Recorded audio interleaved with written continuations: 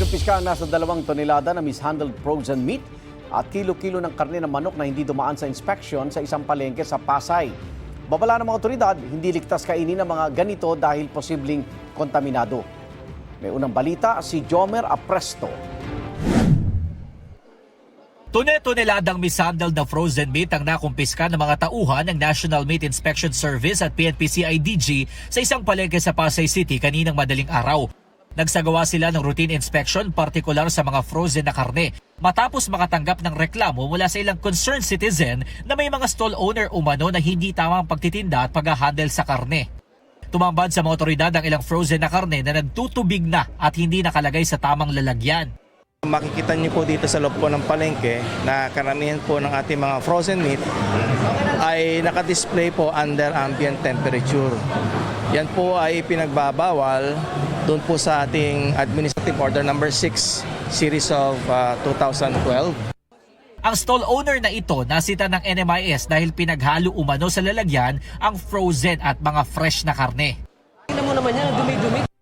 Ayon sa NMIS, dapat ay nasa chiller o ice bed ang mga ganitong karne at nasa tamang freezing temperature katulad ng mga nasa supermarket. Sa ganitong paraan kasi may iwasan ng kontaminasyon na posibleng magdulot ng sakit sa isang tao na kakain ito. Ayon naman sa isa sa mga nagtitinda, mahigit 3 taon na siyang nagtitinda ng frozen na karne at wala pa raw siyang nakukuhang reklamo mula sa kanyang mga customer. Sapat lang din daw ang mga kinukuha niyang frozen na karne para mapaubos kada araw. Handa rin naman daw siyang sumunod sa itinakda ng NMIS pero problema aniya ang chiller. Wala nga kami mapaglagyan ng chiller kasi masikip din yung pwesto namin. Sabi ng NMIS, bukod sa 2 tonelada ng frozen meat, mayroon ding halos 300 hot meat na chicken ang kanilang nakumpiska. Ito yung mga karne ng manok na hindi dumaan sa inspeksyon ng NMIS kaya hindi raw masisiguro ang kaligtasan ng mga tao na kakain ito. Posibleng magmulta at makulong ang mga stall owners na mapatutunayang may paglabag. Kung administrative ang kanilang case, administrative charge, meron po sila for the first offense, 200,000 po ang penalty. Ngayon kung kakasuhan naman po siya ng criminal liability, mayroon pong kasamang pagkakulong yan na not less than 6 months and 1 day.